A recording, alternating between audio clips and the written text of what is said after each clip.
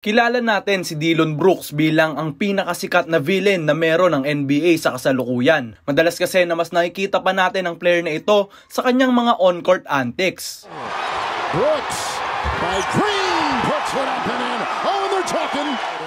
But you can see it was Mitchell and Brooks with the shove by Donovan. You can see the ensuing melee. The emotion, the energy in the crowd. Look at AD! Get it out of here!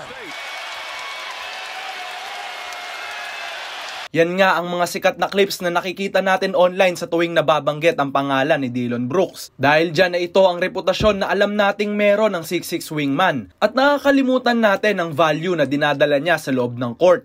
This time nga ay para sa bago niyang team na Houston Rockets. Tara at pag-usapan natin ang naging journey ng NBA's newest villain na si Dillon Brooks at ang value na dinadala niya sa lamesa para sa teams na pinaglalaroan niya. Dito nga lamang yan sa GOAT's Descendants.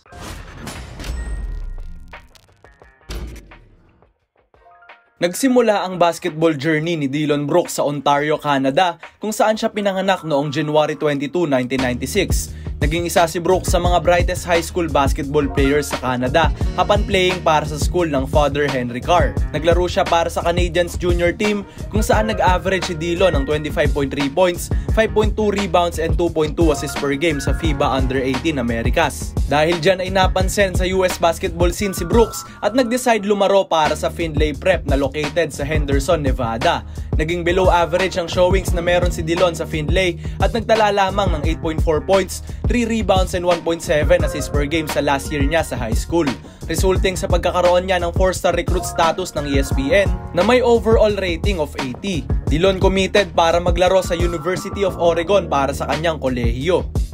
Gumawa kaagad ng immediate impact si Dillon para sa Fighting Ducks sa freshman season niya pa nga lamang. He showed his two-way potential, GOAT fam, locking up opposing wings at knocking 3-pointers at mid-range jumpers on a good level. Nag-average nga siya agad ng 11.5 points, 5 rebounds and 1.8 assists per game with 45.6% field goal shooting at 33.7% naman mula sa 3-point line.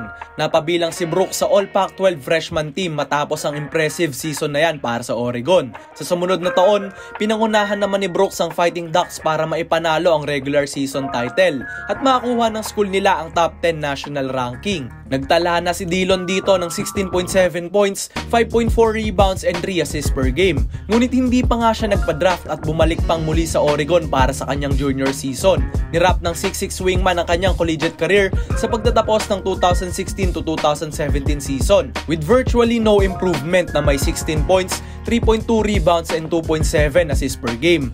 Nagdeklara na si Brooks para sa 2017 NBA draft matapos nga ang season na ito, GOAT fam. Na-draft si Dillon ng Houston Rockets bilang 45th overall pick ng draft. Ironic na kung anong team ang unang nag-draft at nag-trade sa kanya ay siya ngang nag-sign sa kanya last off-season. Initially ay naglaro si Brooks para sa Memphis Grizzlies. Bihira nga lamang sa mga second rounders na magkaroon ng isang permanent starting role lalo na as a rookie sa NBA.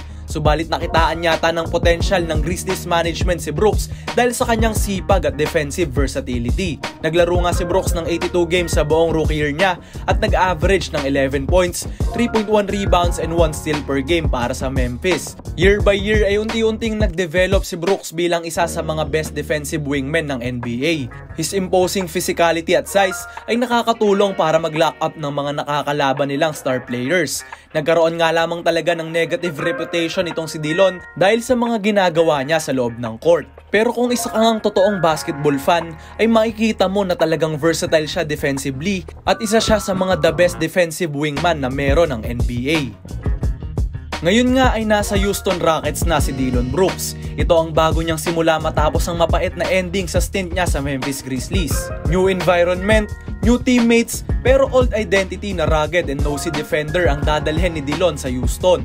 Kakapanalo lang ng player na ito ng Best Defensive Player Award sa FIBA World Cup 2023 kung saan tinulungan niya ang Canada talunin ng Team USA para maipanalo nila ang bronze medal ng tournament. Tiyak na ang moral ni Brooks ay higher than ever at talagang excited na akong makita kung ano ang ipapakita niya sa kanyang newest team sa paparating na season. Yan nga ang kwento ng isang Dillon Brooks. Thank you for watching, GOAT fam.